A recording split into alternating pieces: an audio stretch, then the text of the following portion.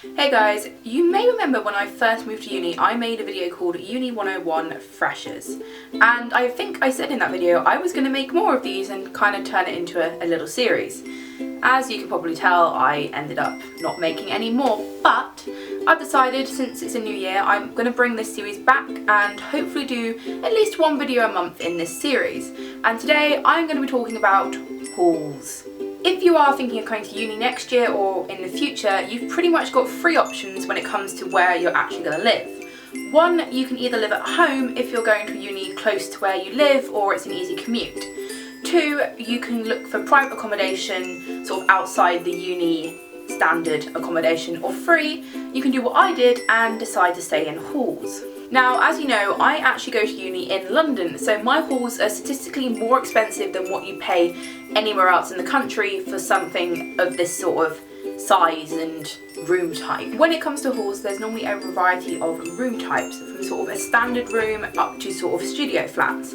Now, I have a standard ensuite room, so that means I get my own bedroom and my own little bathroom, if you can call it that, but it's still my own bathroom. I don't have to share it anymore. The only thing I have to share is the kitchen, and the flats in my halls are shared with 5 other people, so it's 6 self-contained flats with one kitchen shared between all of us. This can vary from different halls. Sometimes you can be sharing with only 4 other people, up to sort of, I know some halls you share with 8 other people.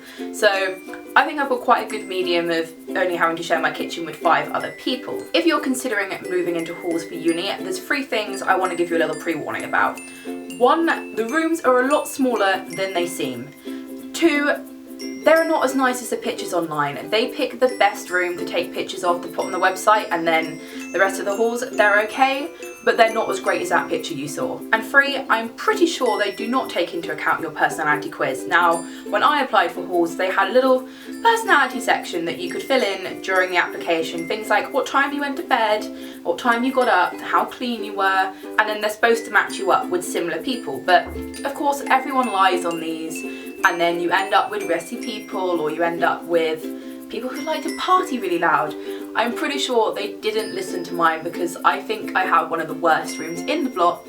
As I think I said in my freshers video, I'm right by the front door, and I barely ever have my curtains open because people can look in, and I have to deal with the banging of people coming in all the time. Halls aren't all bad though, and I definitely do not regret my decision to move into halls for my first year. I think they're brilliant for first years, because if you think about it, you've got an instant set of flatmates and friends to kind of cling on to in your first couple of days, because you live with them. And also as well, it's great if you're nervous about going to uni, because everyone in that flat is going to be in the same boat. All of them are going to be moving away for the first time, and you can kind of muddle through life together and try and become an adult, which is something I still haven't mastered, but I'm kind of getting there. I brushed on earlier that the sort of most common thing you end up sharing in halls is the kitchen. Now, some halls I do know, particularly Russell Group unis, you can have like a catering plan, but most unis it's self-catering, so you have to do all your own cooking.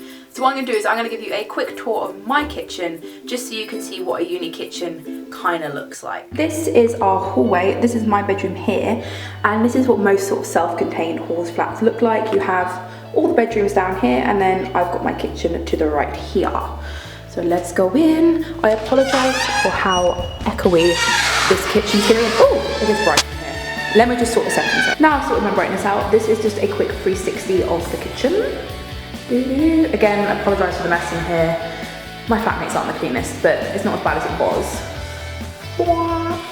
So that's everything. So as you can see, you've got cupboards around here, and cupboard space will vary on unis. In our halls, you get 2 cupboards each. So this is one of mine, which I keep cupboardy food items in.